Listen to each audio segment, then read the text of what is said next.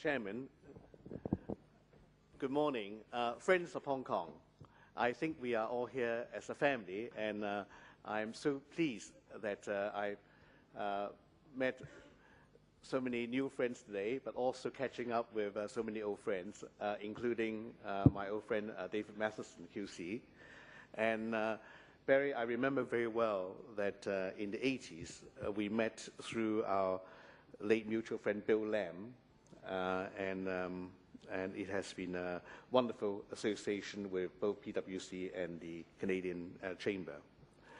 Ladies and gentlemen, I'm extremely grateful to the Federation and for TDC for organizing this very special forum.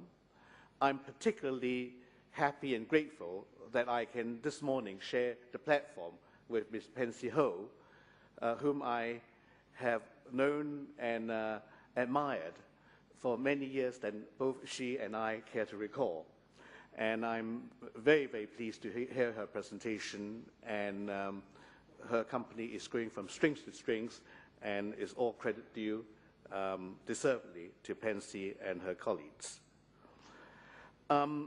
Ladies and gentlemen, the macro competitive factors of Hong Kong are well known to you as a wider family of Hong Kong, and Pansy in her presentation has highlighted some of the most important positive factors that we have as a hub. So I will not repeat some of these factors again.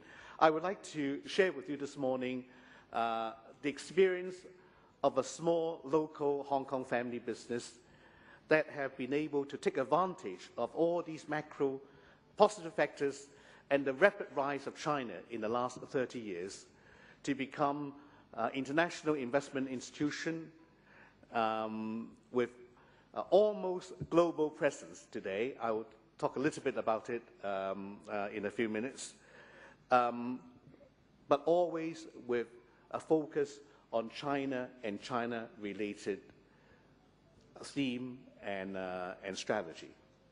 Our hope and our ambition has always been playing a small part in connecting China to the world and the world to China.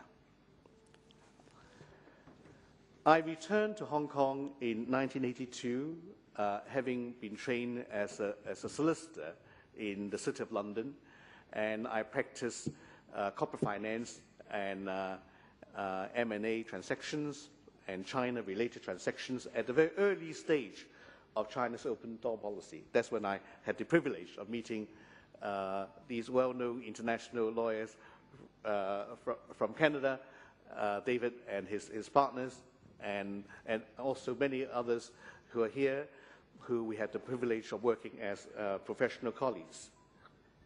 In 1986, unfortunately, my late father became very ill, and I had to take over the chairmanship of our family securities firm. I'm very pleased to say that next year we will be celebrating our 50th anniversary in Hong Kong. By Hong Kong standards, we are one of the 10 oldest securities firms locally. But what I found, to my surprise, was that my father's business was essentially a private client's business, and yet I, being a corporate finance lawyer, my skills is on the corporate side. So there was a slight disconnect of what our business is doing and what I'm supposed to be good at. So I quickly tried to add a division to our family business that is more complementary to my own skills. First, I invited the Guangdong government to become a minority shareholder of our company, and that was the first PRC financial institutions to take a share in the Hong Kong securities firm. Today, it looks quite common, but in 1986, that was quite revolutionary.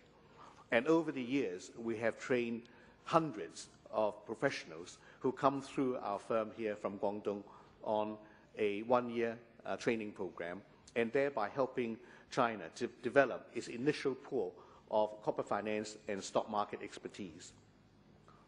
In 1988, we founded a new company called First Eastern, that is the the brand that we have used ever since, to invest directly into China. And we had partners in Mitsubishi Trust and Marubeni of Japan. Our family had 65% and our Japanese partner had 35%. But unfortunately for us, a few months after we started, it came Tiananmen Square. And it was difficult at the time when Japan was imposing sanctions on China, like many parts of the world, to have Japanese partners in our consortium. So we immediately had to renegotiate to buy back our shares from our Japanese partner, which we did in 1990. And in 1990, we opened in Beijing, Nanjing, and Shanghai. We created the first joint venture investment advisory firm in China and the first joint venture capital investment firm in China. This is in the early 90s. And after 2 years of investing our own capital, we got some experience, mostly painful, but you learn very quickly. And that's after having practiced for quite a number of years as a China legal specialist. My first investments in China, with the support of the top leaders at the time, was a complete write-off. So I learned very quickly from then. And in China, you have to really move with the times because the market changed so rapidly. But we created a team, and we do have developed a good network. One has to remember that after Tiananmen Square, China was really a virgin territory in terms of international investment. So in 1992, we created a fund, the first private equity fund focusing in China. And from then, we never looked back. And over the last years, we have invested in over 120 companies in 40 cities in 12 provinces. And we have been instrumental in generating over $10 billion in direct investments in the PRC. So that really was the foundation that we have laid, not knowing how the future will unfold, but being Hong Kong Chinese, we feel rightly or wrongly, we should be the natural gateway and a natural connector between China and international capital. Several things then happened. In the early 90s, my family securities firm became one of the first international securities firm approved by the Bank of China, by the People's Bank of China, China's central bank, to be one of the 14 authorized underwriters of B shares. In 1991, when I served on the council of the Hong Kong Stock Exchange, I had the privilege of initiating a program to encourage Chinese companies to use the Hong Kong stock market to raise international capital at a time where China does not have securities law or company law. And that paved the way to what is today known as the H-share program. And then we have even become bolder. We decide to go to the Gulf. And I've been going to the Gulf for 20-odd years, but 12 years ago, we opened our first office in Bahrain, and 4 or 5 years ago, we were the first Chinese financial institution to receive investment banking license at the DIFC in Dubai. And we try to connect China not just regionally, but also in the Middle East and through the Gulf into, hopefully, North Africa. That strategy has yet to proven. It's only working slowly, and that's also one of our main challenges. And then another first that we were able to do is that we have been the first Hong Kong company that had the courage to launch a takeover bid on a bank in Britain. You might have heard of Northern Rock. We were part of the Richard Branson consortium to try to take over Northern Rock. We were the last preferred bidder, but at the end of the day, the UK government decided to nationalize Northern Rock, and the rest of history. But having failed to take over Northern Rock, we did not go away. The following year, we went back to the UK, and we, First Eastern, became the first Hong Kong company to take over a London FSA-regulated merchant bank with offices in London, Hong Kong, Beijing, and Shanghai, and which we have become now fully integrated with our merchant banking operation. And last August, we were again very fortunate in being the first international investment firm, private equity investment firm, that received the license from Shanghai to enable us, the local license in Shanghai. And this year, in September, we received a local license from Beijing to enable us to raise and manage RMB-denominated funds for private equity investment purposes. And this is something that we are very fortunate to be on the cutting edge of innovation. And on September 9th this year, we, in conjunction with ANA, All Nippon Airlines of Japan, have announced the launching of the first low-cost carrier in Japan.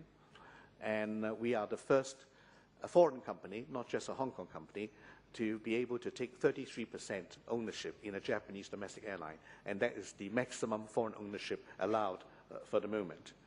So, and Barry very kindly mentioned the UK-China Fund that we launched last month on the occasion of the visit of the new British Prime Minister, Mr. David Cameron.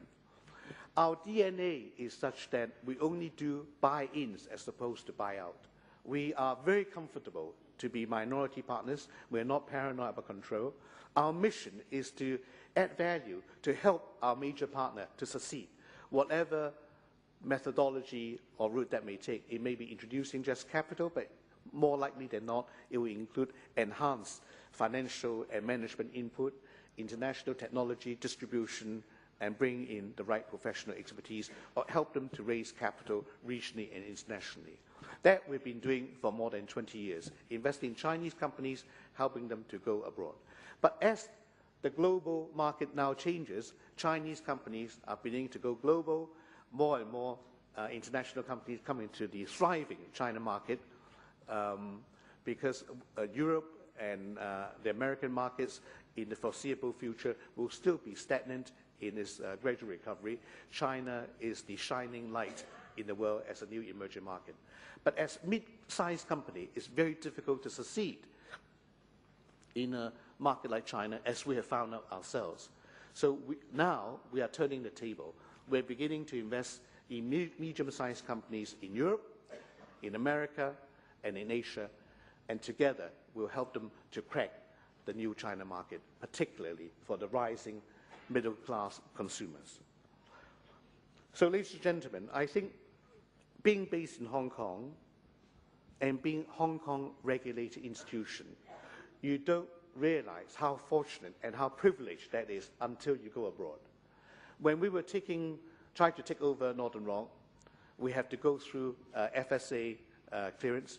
We stand naked in front of FSA. Although Northern Rock, we do not succeed. But when we acquired Evolution Securities Asia, we got permission from FSA within 10 days. I mean, that's amazing. I mean, even in an efficient market like Hong Kong, it would take probably more than 10 days, but we were able to do that. And we today are one of the few international institutions that are pre-approved if we would wish to take over a UK bank. Not that we would want to at any stage for the time being. But the reason is that we are Hong Kong, because the Hong Kong regulatory agency is considered to be Rolls-Royce by other international agencies. And that adds a lot of comfort. Now, being Hong Kong, again, going into politically sensitive areas, for example, in Japan, airline business is the core of its domestic infrastructure. And if we were a Chinese company from the mainland, it would have to go through, I think, probably more scrutiny for all the right reasons. But being a Hong Kong company, again, I think our colleagues in Japan feel very comfortable because they know Hong Kong, they know that we are transparent, and we are regulated in the same benchmark standards that they're used to.